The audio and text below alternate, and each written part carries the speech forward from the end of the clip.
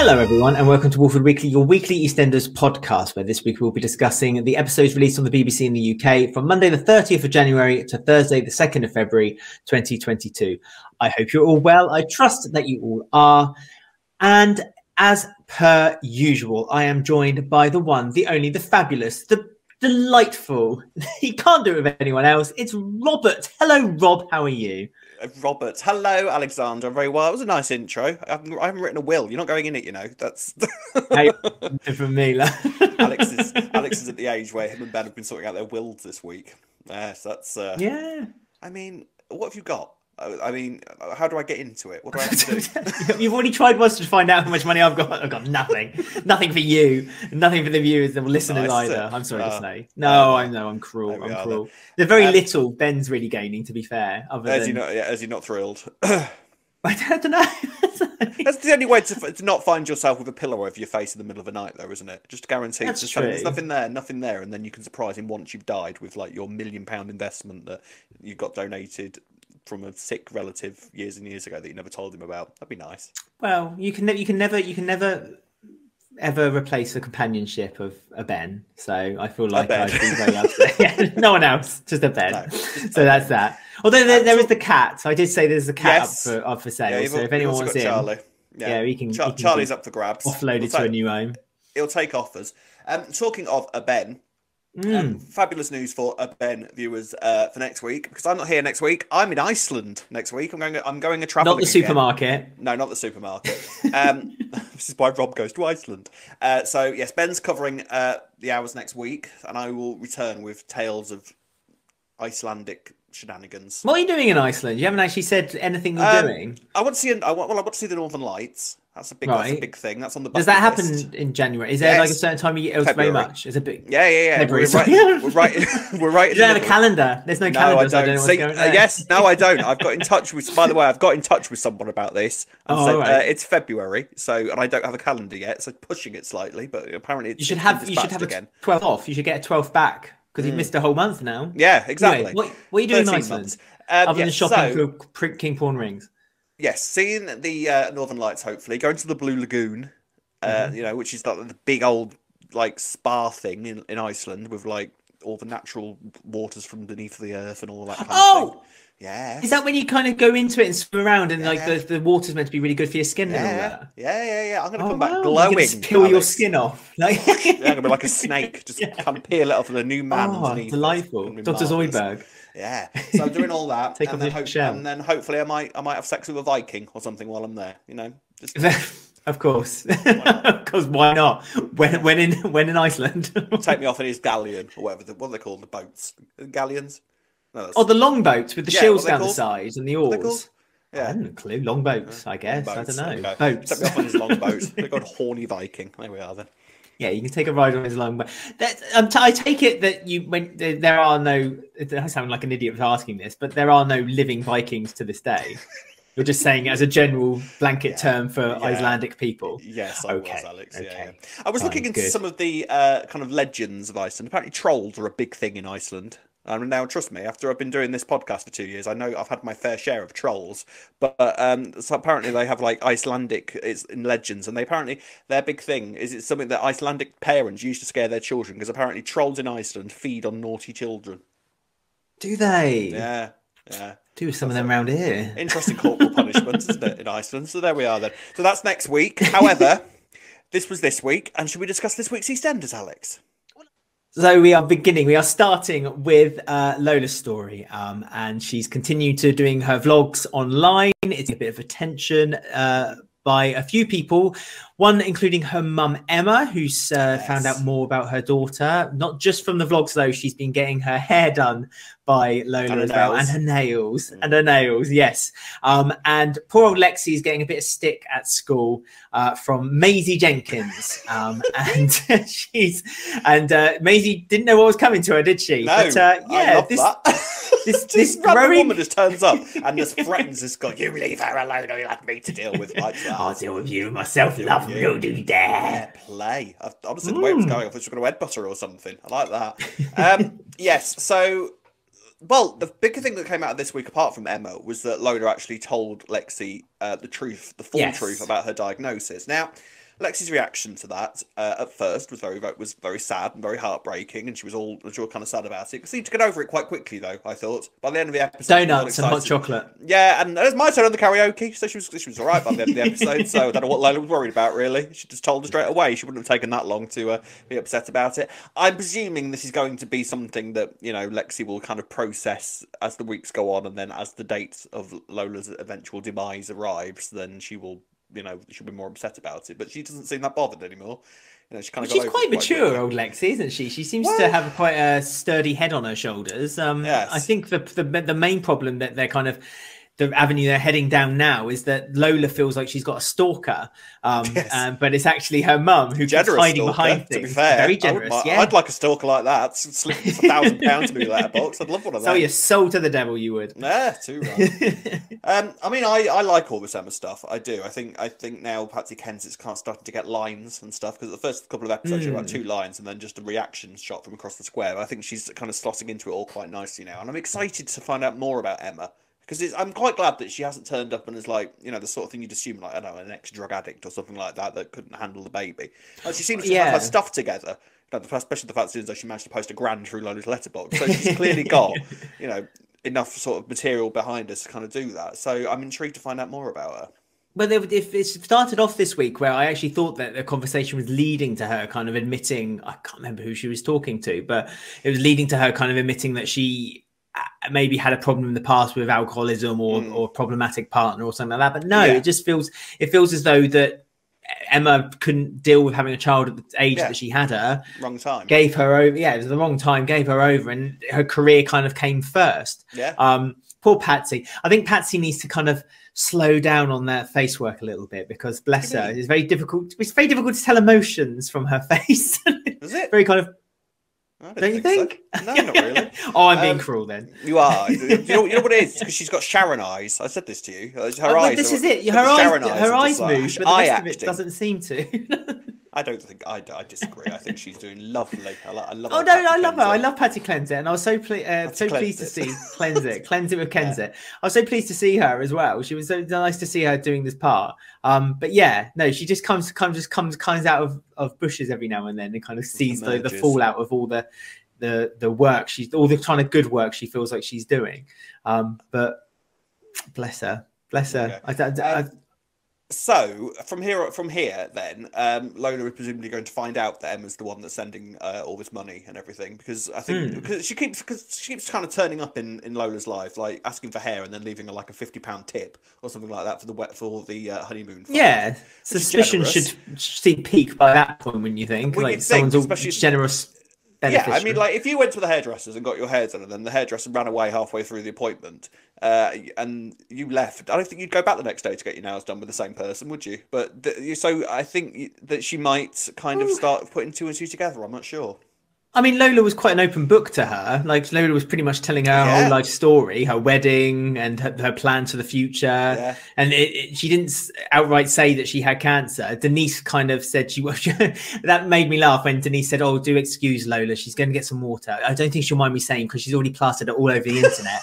Yeah, she's got a long-term illness. And so that's kind of, I think, where Emma then looked at her vlog. I mean, I feel for Emma, because obviously I think guilt, more than anything else, is kind of pushed her to make the decisions she's been making throughout the week, including that, as you say, that intimidation to a 8-year-old child. I love that. Maisie Jenkins. Yeah, I mean, Maisie Jenkins won't be giving Lexi trouble ever again, will she? I mean, I think that's pretty fair to say. But yeah, no, it's all good. I think I'm just intrigued to see where the next chapter is. I love that we still don't know when Lola's going to die. It feels like it might just happen in the middle of a random week in the summer. You know, as it would do in real life, I suppose. You wouldn't die on Christmas Day or something like that, or you know, you wouldn't have to die on the anniversary of the. It just so happens. You know? Yeah, but I think they're gonna make it as sort of grounded in reality as they kind of not sort of flower it up and, you know, soap it all up. They're just going to try and make it as sort of gritty in reality as they like. So I'm pleased with that. I think it's working well. Yeah, I mean, it's got that soapy element, as they say, by the introduction of her mum. It's, I don't know, if a small part of me wishes that kind of like Emma kind of went in and was just honest with Lola from the beginning, but I suppose that doesn't give the kind of excitement and attention. Yeah. I know the story that comes to it, but then is there not a story potentially there of Lola on her last days building a relationship with her mum as well? Yeah, I think the more they string it along, the more danger we're getting into the point where Lola may reject her because she's got not enough time to kind of give that commitment to her mum. Yeah, I mean, I think the problem, I think like you say, the guilt is kind of keeping her away from it at the start, and she's going to, you know, how do you go about that? This daughter that you abandoned as a baby, and then you don't turn up. Yeah, and then you just left her on the side of a motorway in a cardboard box, and then you just don't turn up until she's got this prognosis of dying or something. And it's kind of like, how do you even introduce yourself as, oh, by the way, I'm your mum, hi. You know, it's I'm wondering how she's going to do it. And of course, I think at first Lola will all be like, no, stay away from me, I never want to see you again. And then she'll kind of soften, and then they'll start to build a relationship up, I assume. We don't know. I'm just wondering sorry, I was just wondering if we're getting to a point where Emma kind of like wants this relationship with Lola, but then when she gets what she wants, a bit like we were talking about when Sharon found out about her mum, when Emma eventually gets what she wants, she kind of, because she's already rejected Lola without knowing her, when she gets to know Lola, will she feel like, oh, hang on, this is too much, this is too heavy, I can't commit, I can't do this, I can't, you know, I can't watch my daughter die, and so then pulls away from her again, which would be awful. A terrible heartbreak for Lola, and maybe until her dying day to make up for it. Yeah, I mean, the way Emma's going about it, in my opinion, is just terrible. Like the way she's doing it is just awful. From, like I say, well, not really. It's just that you don't do what you're doing, do you? And again, I know it's soap, it's a heightened reality, but it's just like you don't. It's just the kind of, it's almost creepy. I mean, if we didn't know that Emma was her mum, you'd be watching it in a very kind of like ooh, why is this woman so obsessed with her? Her hairdressing skills are that good. Yeah. Well, is it that good though? With that one curl in her hair, it's like, I'm done now. It looks the same. I'm off. Wonderful. I'm off. I'll see you later. I've loved it. Yeah. So yes, we'll see where it goes. But I am intrigued. I have to say, I do want to find out more about Emma and sort of. But I agree with you when you say that. You know, I'd like her to just now tell Lola about what's going on. Yeah. And I kind of wonder what will be the catalyst for that. What will bring that on? Because she's already kind of watching Lola's vlogs kind of in private and just sort of watching them and realizing everything that's going on. So I wonder what happens next. I don't know. I'll have to wait and see. Exciting. And it'd be, as you say, it'd be interesting to see, because obviously Lexi's reaction was one of, that's that nice woman. Well, yeah, she's met, hasn't she? She's met Emma as well, because Emma was the one who, Emma was the one who kind of talked her down in the end, because she was on the swing set. Ben went off to shout at a mechanic, and Emma spoke to and kind of said, oh, you know, you got to forgive your mum. She, you know, she didn't like you on purpose. Again, maybe almost setting up Lexi to kind of be like, oh, I remember you. You told me that you know, you didn't lie on purpose. Lexi's have £1,000. Lexi's reaction was fine. Basically, all she was saying is, oh, this nice woman told me that you didn't mean it, so I'm fine now. Is it my turn on the karaoke? Emma's like the you know, the people who do the postcode lottery, when they knock on your door and just give checks of money to you. Give you £1,000. Emma's a bit like that. I'm knocking at your door. She's literally going door to door in the E20 postcode. Knocking on the door and then running away and hiding in the bush. And hiding in the bushes. Yeah. I just love it. Every time you see a shot of like Lexi, Lola looking a bit, puzzled by something, you just see this face kind of emerge. She's doing the Denise and Ravi thing, isn't she? Where Denise is hiding in different corners. Yes, behind the old Vic. So yeah, as you say, there's a lot of story to come, and it's nice as we say every week that they haven't just thrown away Lola's cancer storyline. Because be it a few years ago, this probably would have, Emma would have never been introduced. No, it would just be like Emma would not even been a thought. I mean, it was just been Lola dies, the end. Exactly. I mean, considering Lola's been axed, this is a pretty nice way of going really, in terms of the actress, isn't it? Like she's getting a nice big long storyline before she actually leaves and getting a proper full on exit. So yeah, you can't complain about it really. Yeah, there we go. Right, well, we touched on Denise, and so we'll be heading that way right now with a little bit of Branning action. So that's next.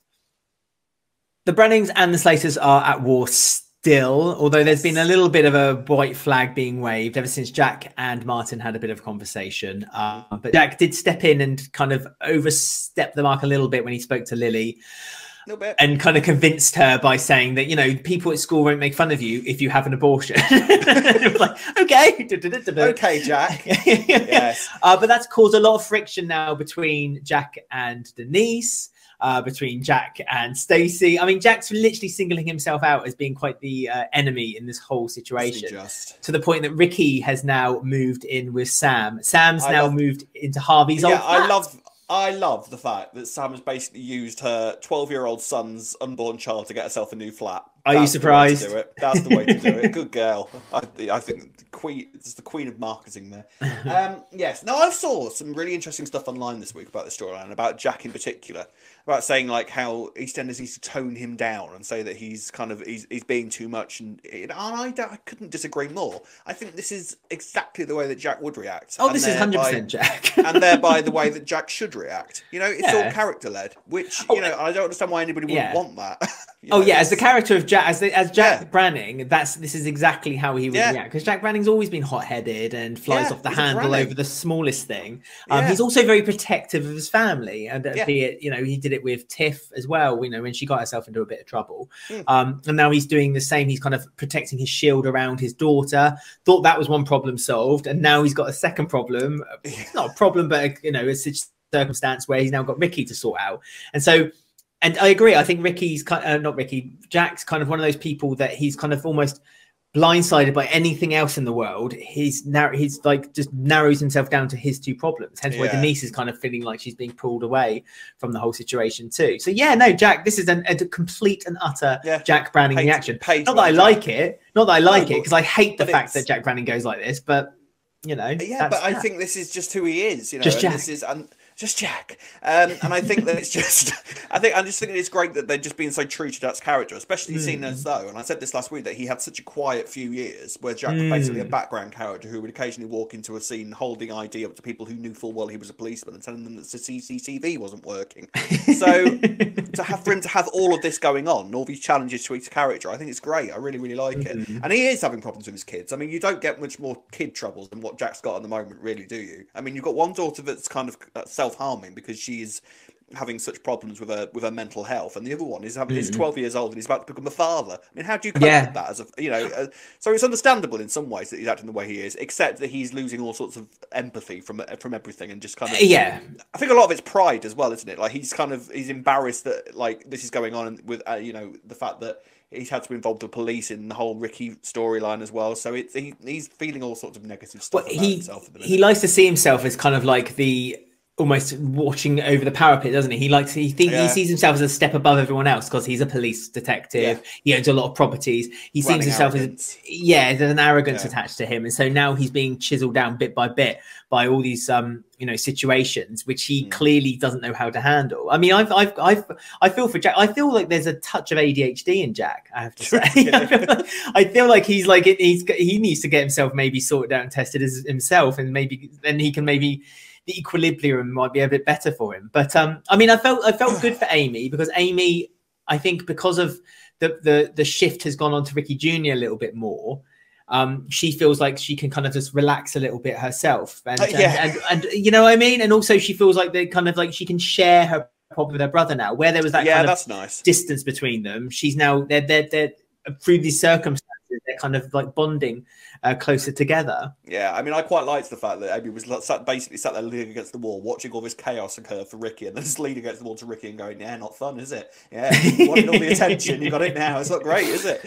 But yeah, the fact that Amy then said, "Look, talk to me whenever you need to. All right, I know this is mental, and I know he's mental, but talk to me when you want it." So it's good that Ricky's got that outlet, and he's also got that with Sam, because, like you say, they have now moved into Harvey's old flat. He's got his own room to play FIFA on because Sam's rubbish at it. That's what we've established. Sam is rubbish at FIFA. How long do you think till they decorate that? Because it's very blue. I don't think Sam's going to like that, is she? Do you reckon that's going to be Sam's permanent residence now? Yeah, it's a built set, isn't it? They'll use it. Yeah, that's Sam's digs. I mean, where was she staying before? she was at the Mitchells, wasn't she? And then she got chucked out of the Mitchells. I can't remember where she ended up. But she obviously now and then she got the club. So yeah, I think this is now Sam's kind of place now. Whether Ricky will stay there or not, I'm not sure, but we'll hope he does, because it's nice also because it's nice because it brings a reason for people to come over and then visit her. And in a way, or in a weird way, it feels more kind of realistic that Ricky feels like he's more confident being around his mum. He's obviously wanted his mum's attention for a while, and now she's giving it to him. And it softens Sam a touch as well, because this week Sam's, I must say, Sam's kind of been like almost kind of intermingling with a few stories, and it's been nice to see her kind of being touched upon in different ways. And not that it's not that it's Sam Mitchell, so she has to have a story with Phil. It's that she's got her own path, and she can do her own stories and her own character. So I actually, I'm enjoying Sam now. So I like that she's got this new place where people can come to see her, and it's lovely. I like it. It's all good. I like it. So obviously, whilst Jack is distracted with the kids, he's got no idea that Denise's eye is wandering again slightly. There's a lot of flirting with one Ravi. Ravioli. I mean, Ravi is just he's not being subtle about it, is he? Really? Not really. At all. But then Denise isn't either. Like, Ravi knows full well that Denise is going to sleep with him any day now. You know, she's not making any efforts to. She went to the bar, to Ravi's restaurant, dressed up to the nines in this dress that Sam told her was too old for her, and she that immediately kind of pushed her in the direction of putting this dress on, which she looked good in, by the way. I thought, you know, she can pull that off. She's one hot lady. She is. Lucky Jack. And tell Jack that. Yeah, exactly. So because they had set up one of these little date things for them to actually try and spend some time together and try and sort out and iron out some of the creases that were developed in their relationship. Jack, I don't think for any fault of his own, really, because he is trying to mend his relationship with Ricky. Like, Ricky said, please can you stay and play FIFA with me for a bit? And Jack was like, well, all right then. So it was a reasonable excuse. It wasn't like he just kind of was late back from work or any of the sort of other excuses. Like, he had a genuine sort of reason, but it was kind of one straw that broke the camel's back, I think, for Denise. And now she's officially sort of like a lot more open. I think she's a lot more open now to Ravi, literally, and she will go in that direction. I think very soon, probably by the end of next week. I think Ravi will be sleeping with Denise. That's my bet. I think that'd be interesting. An open relationship between Denise and Jack. What do you reckon? Jack would be up for that? I don't think he would somehow. I mean, Denise would be up for it, I'm sure. Denise would love that, but I don't think Jack would be too proud of it. I don't know. I get that sense that that conventional relationship is more his bag. You know. No. Yeah. So no, you're right about Denise not being very subtle, especially in the Vic when she was talking to Kim, and Kim said, like, you can have an evening to yourself, and she said, maybe not. And Kim kind of looked at her and was like, I suspect something's going on here, while Ravi's kind of leaning over the bar, and Denise's eyes wander. Yes, he wrote a little love note, didn't he, on his ordering pad? Called her Miss Fox. Yeah, Miss Fox. He's such a classy Ravi, isn't he? Yeah, he knows what he's doing. He knows exactly what he's doing. They talked about cheese, which is also always alluring, very hot. Nice bit of red Leicester. I'm anybody's mate, I tell you. Yeah. Ravi the red Leicester. Put some cheese on toast, I'll forgive you for anything. I'll tell you. like to melt Ravi on some toast with you, some Liam Perry. I would love to, with the side of his arms. That would be lovely. Thank you very much. I mean, I've been up for an affair storyline. I must say, I love the flirting between Denise and Ravi this week. It's like the most unsubtle flirting I've ever seen. I mean, the thing is, for an affair to start in my life. I think Denise is thinking that she is being subtle. I think that's the main thing. Denise thinks that she's being absolutely kind of like, Ravi will never suspect that I'm feeling like this at all. When I'm constantly following him around, when I'm constantly going into his restaurant looking amazing, and I know I look amazing. Making excuses to be where he is. So I don't think that it's just not going to be long, is it? It's really not going to be long at all. So, but also, it's like Jack is like the most loveless person on the planet, because he's got this beautiful woman, Denise. Yeah. She's very attractive, and they had that little kind of falling out, as you say, because Jack decided to play FIFA with his son, which is fine, admirable, understandable, because he wanted to spend time with him. Denise was a bit put out. But then the next day, Jack didn't feel like it was his right to apologise, for the whole thing. He was just like, and it took Patrick and Martin to have a word in his ear to say, like, maybe you could show her some affection, show her some love. Yeah. And it's like, do you know what I mean? It's like Jack's not exactly helping his cause very much, as he isn't with his own daughter. He's not doing the same with his wife or his partner, really, isn't he? Rubbish with women in general. I think he's just rubbish with any kind of relationship, and emotions, which is the Branning way, which is the Branning thing. Jack Branning has all the emotional ability of this cup. That's essentially where the problem is. So yes, there we are then. So we'll see where this goes, but I do not suspect that Ravi's going to have to wait much longer to get what he wants. So from there, it's going to be interesting because Ravi, I don't think is going to be somebody that will be subtle about this. He won't care. No. He will deliberately try and wind Denise up about this. He will probably kind of start being mates with Jack just to wind Denise up. You can see where you can see it's going to go in that direction, and then it's all going to blow up in spectacular style at some point. Christmas Day 2023, turkey.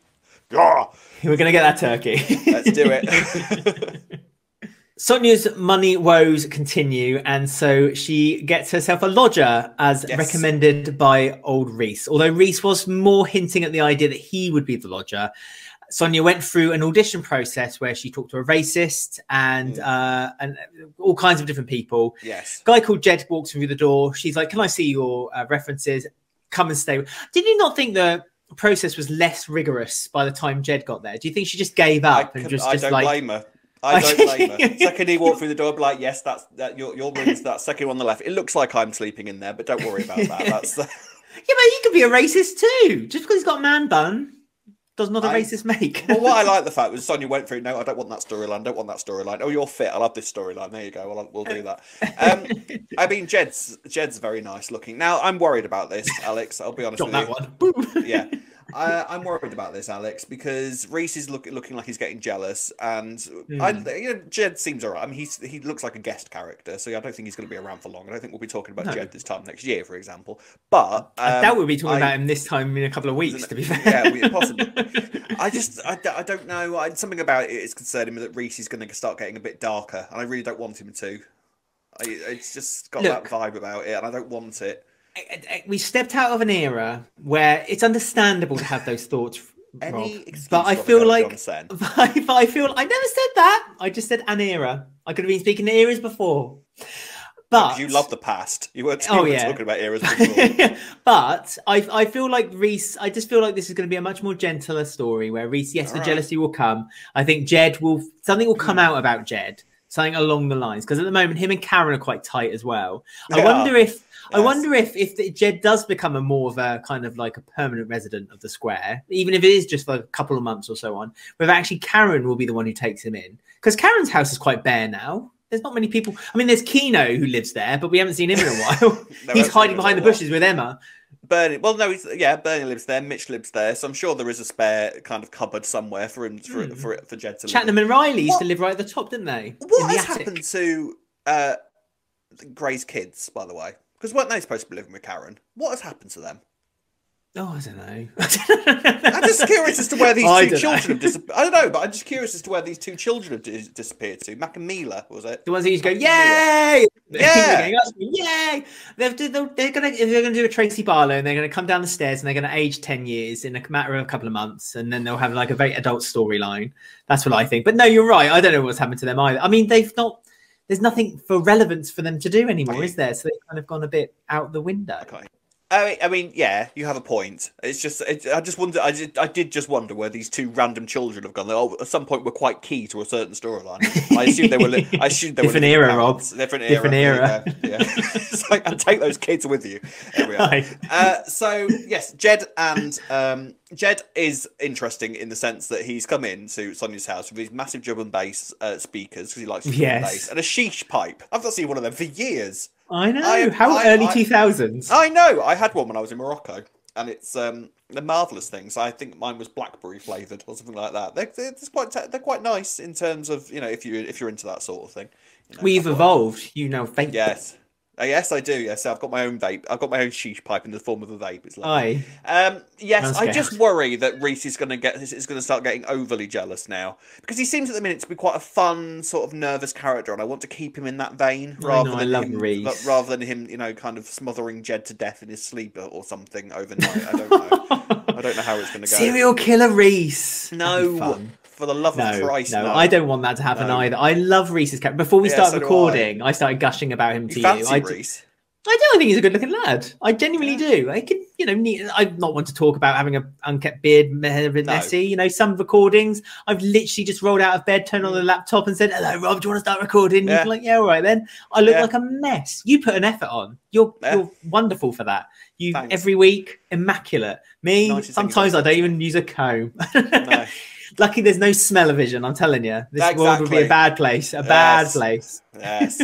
Yeah, he's all right. He's a good-looking lad. And I love his character. Enough. I really do. I love Reiss's character a lot. I really, really do. It's a bygone era where they have a nice character on EastEnders. It reminds me of Lofty. Makes me suspicious. It's what makes me suspicious. No, you don't have to. It's a different era, Rob. It's a different era. We'll see. We will see where this goes. We will see where this goes. I mean, in the grand scheme of things, I'm happy for Sonia to having something to do. Yeah. She's got new characters to play with at the moment, so that's fun. Because Sonia was kind of rattling around Dot's house on her own otherwise, wasn't she? So this is nice that she's got something to do. Final story of the week, then, before we go to I Am On to Gossip, and it is Whitney's story. Yes. We talked about it briefly last week because obviously the news came out of what Whitney is going to go through with her pregnancy. Kind of working alongside. It's nice to see this because this isn't just one story either, because we're obviously working with Zack. And so at the same time, Zack's having to try to work out in his own headspace, his situation with being HIV, his conversations with Martin this week, Martin and Sharon. Sharon, thank you. We're talking about goodness. Maybe you're not wasted here. Maybe you're in just the right place. We're talking about Mark. It was lovely to have a throwback at Mark. Michelle sent some photos over on her phone. Yes, that was nice. We'll see Michelle. Will Michelle come back to the square? No, she won't. No, she won't. No, she won't. And Kat's obviously been comforting Whitney as well when she went for a visit at the hospital. So let's start with Kat and Whitney then, and the devastating news of the scan that she had, and discovering that the development of the child isn't quite what it should be, and now she's going to have further tests to see exactly what the situation is going to be once she gives birth. I mean, was there an option given at her at that time, or was it that she has to have the test first of whether they terminate the child? No, so she's having tests she's due tests, and they're doing tests at the moment, and then they'll sort of know what they're dealing with from there on in, and then I think it depends on when the child's born about how much they can have an operation when the child's born. I mean, we take the mick out of Whitney for just Whitney being Whitney and just having some Whitney will Whitney happen to. But to be fair, Shannon McCartney knocks it all out of the park every single time, and this is going to be one of those examples. Because poor Whitney, she's lost one kid already when she was with Lee, and now she's kind of going through something equally traumatic where she's not sure whether she's going to have a kid out of the other end of this or not. And I like the fact that she went and told Zack, and that they're sort of on the same page with that, and Zack's actually stepping up and kind of doing what he should be doing. You are at the stage now where you're kind of thinking, oh, just tell her. But at the same time, you don't know whether he's kind of like, maybe in his head he's thinking, as what's going on with me anything to do with this, or he's kind of, so he's kind of probably got all that going through his head. I liked that he's confiding in Sam. I thought he might do that. And again, Sam showing herself to be, like we mentioned earlier, Sam showing herself to be kind of quite the sort of character that you can kind of put in a few different storylines and sort of have that role. And she's working really well in this storyline, so that's nice. So I'm glad that Zack's finally told somebody. Because as Sharon says, well, you're not talking to us, so talk to somebody. Zack's kind of going through it all internally. And then, as you say, obviously it's Mark's anniversary this week, which was nice timing, if anything else. It's almost like they plotted it. Yeah, funny that. And he found out this week that Mark died. Well, Sharon told him that Mark died from AIDS, which why did Martin keep that? I don't quite get, other than to say to Zack that there's still a stigmatism to it, but like Zack brought that up to Sam this week, and Sam was like, no, it's not quite the black mark that it used to be, and there's lots of drugs, and you're in a real advantageous situation today because it's as good as it's not gone, but it's as good as but Zack kept saying no, there's this stigmatism to it, and I don't want people to know, and that's the reason why. And kind of Martin kind of extended that thought to him by saying that Mark had cancer, and that's how he died. And I couldn't work out in my mind whether it was cancer due to him having AIDS, or whether, you know, because, you know, when sometimes, using COVID as an example, a lot of people said they died of a heart attack from COVID, like, you know what I mean? Complications. It's added complications. So I don't know whether that was the reason he gave it, or I do. I mean, I think you know, maybe someone like Martin is sort of the sort of person that kind of just gave the bare minimum of the story. I mean, if you say to tell somebody that my brother has died, essentially that's the main headline of the story, isn't it? Like, and he died from an illness. Like, the illness is unrelated. The fact that my brother has died is the story that I'd like you to take away from this. You know, so when I'm telling you about my life, so I think maybe it was more a case of that rather than Martin sort of being ashamed about it. I especially don't think now that Martin would kind of be one of these people that is, you know, going to give Zack any aggro for it. No. I mean, time will tell. But I like that they kind of brought up Mark. We hoped they would, and they obviously did. And obviously they've basically showing us that Martin is going to be very much included in the story, and the Sharon's going to be very much included. So all the stuff that we wanted to happen is kind of ticking along nicely. So that's good. And so the only person he needs to really tell now is Whitney, because now those two are sort of starting to get a little bit closer again in terms of the fact that we're in this together, we're going to be fine, you know, whatever happens, we're there for each other. So that's nice. And obviously this is going to get worse for the pair of them moving forwards. It's going to be very sad. So I wonder, I kind of wonder when Zack's going to tell Whitney, because you kind of got to wonder, like, once all these different diagnoses start coming through for the baby, it's kind of like, when is the right time for Zack to tell her? Like, when is he going to have that moment? I wonder. So we'll see. They mentioned it was genetic. It could be genetic, and that's why they're doing the further tests. But obviously, that's not something that I think Whitney brought up to Zack. So Zack, as you say, is probably playing on his mind. He's thinking, or perhaps it's something it's related to it. I think that's the main thing at the moment, isn't it? I think so. And so perhaps another reason, as you say, why he's not told Whitney. I mean, he knows that Whitney doesn't have it. So, I mean, there's no kind of benefit, I suppose, in him kind of releasing that information immediately. But I feel like it's like everything in soap, you know, a soap is a soap because people keep secrets from one another. That's the reason. That's where the drama is. And that can be frustrating to watch at times, because you're kind of just like, this would not be happening to you if you were just honest now. Just tell them what this secret is, and then you'll be fine. Tell them the truth. So I wonder if what's going to happen is that Whitney and Zack go to the hospital, and then Zack might kind of pull a nurse aside or something, saying, I've got HIV, is this going to be a problem at all? Has this got anything to do with that? And then he'll kind of get his reassurance that way, and then might tell Whitney. But actually, if it's all of it's unconnected to Whitney completely, then it might be the case of, well, you just don't need to know yet. You're right. You've got enough stuff on your plate at the moment. You don't need my problems, which essentially is what it would be in his mind, because it's not affecting Whitney, and it's not directly responsible for what's going on with the baby. So I wonder if he might just kind of keep it to stop Whitney getting all panicked about something else. Maybe. I don't know. We'll see. I love that Sam had clearly Googled the symptoms and the treatments. Get this pamphlet ready to go. Sam, so, like, stealing off Wikipedia. She knew everything, didn't she? I mean, there is an argument there that maybe it became a little bit of a learning, teaching lesson at some of that scene, but that's fine. I mean, there was that moment though when Sam kind of said, "Oh, you know, that you need the cell count," and once this, and I was like, "Oh, really, Sam? Yeah, someone been googling Sam." Like, the drugs, it's non-transmissible, and like coming out with all these like little clips and stuff. But at least she knows what she's talking about, and it's got someone. Yes. Zack around and to talk to, and sort of, so I'm glad he's got that, because at the moment he was kind of, up to then he was kind of just dealing with all of it in his head and just not knowing who to go to, where to go to. So, and he's finally gone to the pharmacy now. He spent the past 2 weeks getting his reminders. To the point where even I was kind of just like, just go to the pharmacy for Christ's sake. Just go and get the drugs. I know. They're not going to stop texting you until you go and get the drugs. Just go and get the drugs.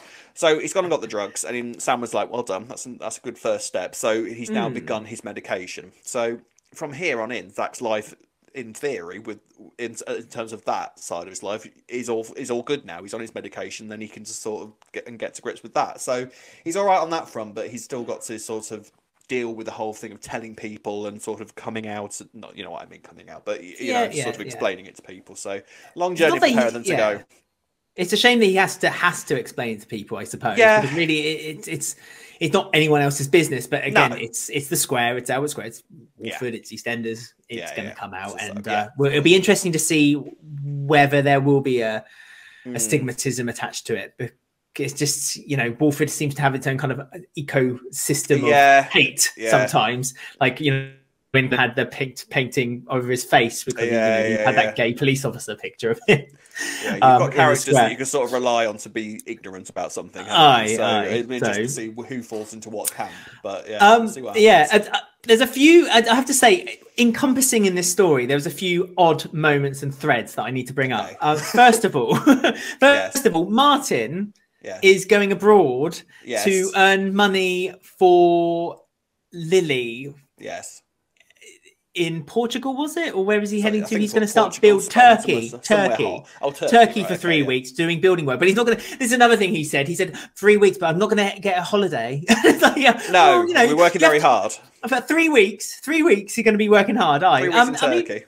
Other than the fact that he's probably filming Strictly at this point, does that feel a little bit like kind of out the just? What? Well, I did wonder. Crazy. In fact, I didn't even make the connection Strictly until you mentioned it to me off camera. I was like, oh, that makes more sense. Yeah, I just thought James Bye wants a break. He's going on holiday for a bit. Maybe he's going to Turkey for 2 weeks. But yeah, no, it makes sense with the Strictly thing now. So I mean, then if it's as good an excuse as any. You know, he's going to go off. He's going to go on square. I know. He's never done any work in his life. No, I know. I did wonder out of everybody on the square, Martin's going to go do building work. Martin the builder.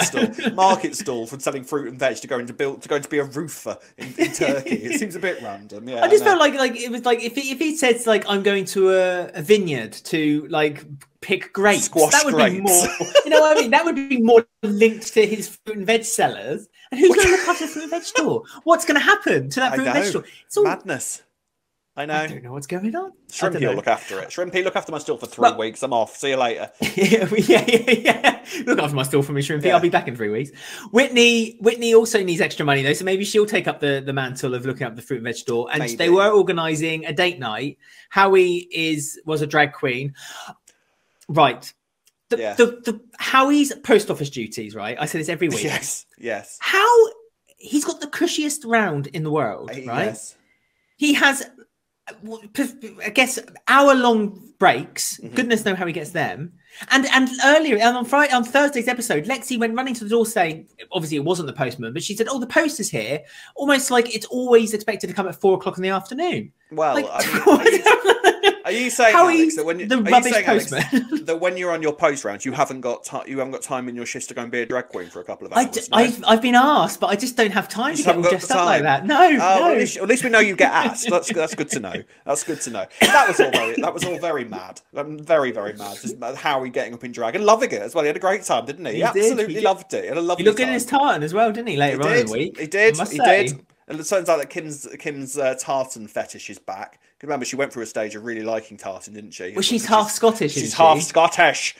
She likes going in. She likes going into. I apologise for all Scottish people again for Rob's accent. I'm just doing a Kim. In fact, no, I'm doing a Kim impression. It was a damn accurate one as well. So apologise to all Kim fans out there instead. So there we are then. So yeah, hang on. Yes, we got Bernie's cafe stint as well to talk about, and her double dipping. I love Bernie in the cafe. I love Bernie. She double dips a tea bag. She does. Well, that's because she lives with Karen and she's been learning how to have tea economically. But Rob, as a tea drinker, as an avid tea drinker, would you drink? I don't use the same tea bags. I use a teapot. Drain water. Drain water. Oh, yes, absolutely. How many bags in the teapot? One for you, one. 4? Always 4. How many mugs do you get out of that teapot? You should always put, well, exactly this. I never understand it when someone says how many mugs do you get out of it, because it's just like, you get the teapot full. That's it. That's the end of the okay. Yeah. Why just drink out of the teapot then? No, but like how many mugs do you get out of it? It depends how big your teapot is. You know, you empty it. Once you've emptied your teapot, that's the end of your tea out of that 4 tea bags. So what is Bernie implying here? That I should now put water back into the teapot and use it all use again? The same tea bags. That's kind of double. There you go. Why 4 tea bags? You're about to explain why 4 tea bags. Because that's the level of strength that's the you number. Should always have. Okay. Yeah, and also, when you're making tea for a group of people, you should always put 1 more tea bag in than the number of people. One for the pot. One for the pot. 1 for the pot. My nan told me 2 that. for the show, 3 for the pot, and here we go. There you go. That's the way it goes.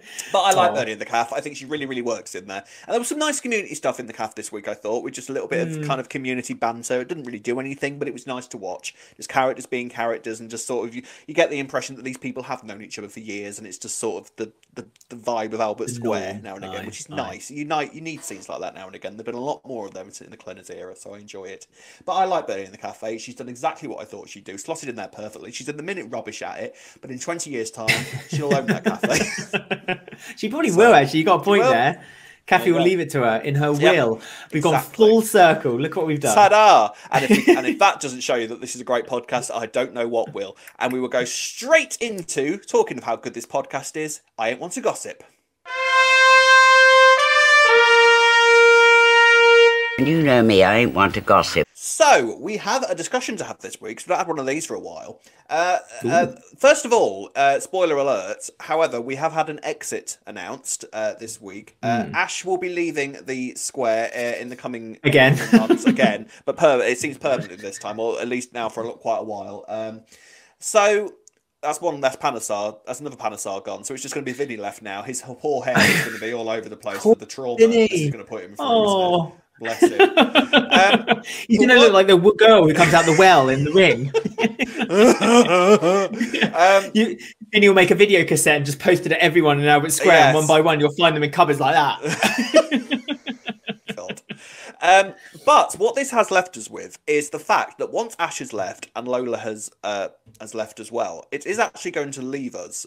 Mad this. I didn't realise this. It's going to leave us with only Bernie that fits into the female 18 to 29 category. That's mental, isn't it? That's nuts, isn't it? That is mental. So and Bernie works at a cafe, so she's hardly a great kind of, she's hardly a representative of what females her age usually get up to. Power. So this is an interesting thing, and it's just kind of been going on online a little bit this week. Now we've had very little to complain about in the Clenners era thus far, but it has seemed that there have been a lot of men joining and very few women, and lots of women have been leaving. I mean, obviously he came in and acted a few, which is fair. That's his prerogative. He can act who he likes, but it's left us with just Bernie. Once these two characters have gone, as Bernie's the only 18 to 29-year-old female. Now, this is a kind of genre of women you know what I'm trying to say here? A subcategory of women that are of people that is kind of quite important in the world of soap, you would argue, wouldn't you? And since Clenners has arrived, I did a count earlier. I've got the list in front of me in a minute, but it's been about 12 males have kind of arrived or kind of come and gone, and so he's focused very much on the male thing, which is no bad thing but men in soap tend to be but no, not for us at all. And we should say that his casting has been spot on with that. But it's kind of surprising that because obviously men in soaps tend to be, women are seen as the kind of the threshold of soaps. That's the characters you tend to remember most of all, isn't it? The women, and they're the strong people. So maybe he kind of came in strong female character. The strong female character is sort of the epitaph of what a soap opera character should be. But we need some more women. It transpires, especially in the 18 to 29 category. So have you noticed this at all? That there has been a certain absence of that in the past few months. It's funny because no, not really, in a weird way. Just because because they've it's weird. They've kind of gone into a younger still, so they've gone more leaning toward the teenagers, and so we've got the big story with Amy, we've got the big story with Lily, we've got the big story with Ricky Jr. And to extension, Nugget as well. So that kind of friendship group is actually being born and grown, and I suppose as time goes on and they stay on the show, they'll move forward, and then they'll fill in that gap in about 3-4 years time. I mean, that's looking into the future, and as we said before, that's something a producer should be doing. A producer should take the train set, look after it, and then give it to the next producer to then play with. And so the way Clenners has done that, I applaud, and I love him 100% for that. And it's weird because I don't miss that gap of female characters of that age group, or any people of that age group, because I don't think there's many male characters in that age group either, is there? If we were going to look into that kind of... I mean, I'm trying to think, how old's Keanu? Does he maybe fall into that category? He was 19, wasn't he, when him and Sharon were having... I guess he must do. So Bernie and Keanu, the two Taylors, essentially, the two Taylor kids. Are the, Taylor's doing it for the young generation. I wonder if there's maybe a new family. It is. I agree with you. I wonder if maybe a new family of maybe 2 or 3 kids of that age could move in to the square. But I mean, it means kind of maybe moving the chess pieces, as you put it, so that they're able to do that. I mean, I'm Whitney in a weird way as a much younger Whitney, Felix, Finley, and Chelsea. I see in my mind they're that age. They are in that category. Yeah, I know. They're kind of almost there. Yeah, but both Chelsea and Whitney are in their 30s now. So they're not. Right. So they're not in that, because Whitney had her 30th fairly recently, and I'm assuming that Chelsea has had her 30th as well. And obviously Finley and Felix are boys. So even no matter how old they are, it doesn't fit into the genre, the subgenre of characters it seems to be missing at the moment. And I mean, I agree with you. I haven't watched EastEnders and thought, oh my god, this is such a sausage fest, despite the fact that there have been a kind of influx of male characters being thrown in. You know, he's introduced so many like male characters. You know, even the ones we're discussing this week, Reiss. You know, he brought back Ricky for a bit. He's cast all these new kids that are kind of coming in. The kids. Ryan's returning. Ryan's even though I said he wasn't. Yes. Oh yeah, that's the other thing that's been announced this week. Ryan's coming back, and I swear to God, we didn't know about it. Sometimes we've known about stuff and sort of said, "Do you think this would happen to make ourselves look good?" We didn't know about this one. So Ryan is back, so that's exciting. So yeah, all these kind of blokes that have coming in, but without the women. So I wonder if in the future it's going to be something that they start to look at and sort of try and grab that kind of genre of people again. It's going to be interesting to see. Yeah. I don't know how, like I say though, I don't know how they could organically bring, other than to bring in a new family, really, because it would feel a bit odd if they were to bring in. How old's Lola and Jay? They must be in their 30s too. See, I guess the early 30s. It's the early 30s, and to me, that's young. They're kind of like the age group that is kind of. To me, maybe that's maybe why I don't see a problem there. Maybe, but then if I was in my 20s, see again, it's. What market are they? EastEnders always skews a younger market, tends to anyway, more so than what Coronation Street does. Not as young as perhaps Hollyoaks may dictate. But I wonder, because they also haven't stopped releasing the episode on iPlayer. They've not yet done box sets on iPlayer. They've not taken that step quite to that point yet. Because I think Coronation Street does that now. I think as ITVX on a Monday, you get the full week's episodes at the top. But they've chosen not to do that with EastEnders. They've chosen to air it. They've chosen to release it in the morning. I think that works actually in my mind. It's been convenient for me. I won't lie. It's been very convenient. Yeah, it's convenient for me as well. I can kind of walk in from work and then just turn it on and watch it at 6 o'clock in the morning, and I'm the first person in the UK to know what's going on. I quite like that power. I could just ruin the whole week for everybody on Twitter. I like that. Yeah, if you so wanted to, but they seem to be keep. But so I don't know where they are. But I mean, everyone always says like something like streaming service is always leaning toward a younger market, and that's perhaps what they're trying to do. But I don't know whether if they were to introduce small characters in the 20 bracket, whether that would perhaps appeal. Maybe they've just decided maybe that's a lost market. Maybe we can't quite get that back. So we'll go for the youngers, hence why they're now going the young teenage kids instead, and showing storylines for them. Is this the what you get when you kill off young characters all the time? You kind of they get to this age, or this is it. That's the other side of things. Yeah, but so let us know in the comments section below. Do you think EastEnders has become too much of a sausage fest, or have you noticed the lack of estrogen on the square? Let us know in the comment section below, or by sending us an email by doing any of the following. You can find us on Twitter and Instagram at Walford Weekly. You can find us on Facebook at Walford Weekly Podcast. On YouTube, don't forget to like, subscribe, and click the bell to get notifications about our spoiler videos. And you can find us on Apple, Podbean, Spotify, or any of your favourite podcast sites. Email us at robwalfordweekly@gmail.com or alexwalfordweekly@gmail.com. So there we are then. Ben is here next week, like I said, because I'll be in Iceland. By the time I see you next, Alexander, I will have had a hot, steamy affair with a Viking and eaten. What do I eat? What do they eat in Iceland? What's their go-to food? Off the top of your head. I'm not sure, Rob. I'm not sure, but I believe they eat cured shark meat. Oh right. And apparently, it's going to Iceland is a meat eater's dream, because they eat a lot of fish as well, and other meat. Like cured. Honestly, normally. Your brain is just like a search engine to go to, isn't it? It really is. Didn't find that out. Just call me Siri. Didn't find that out in one of the breaks at all, did you? So there we are then. So Ben fans, enjoy next week, and I will see you when I return from Iceland. I hope I have a lovely time. Judith. I hope I see the. Look forward to seeing you. Judith Chalmers of Wish You Were Here. God, yeah, that's showing our age, isn't it? Lord. Right, so I will see you in 2 weeks' time, and Alex will be back same time next week. Until then, it's goodbye from me. It's goodbye from myself. Have a lovely week, everyone, and enjoy your holiday, Rob. Thank you. Bye.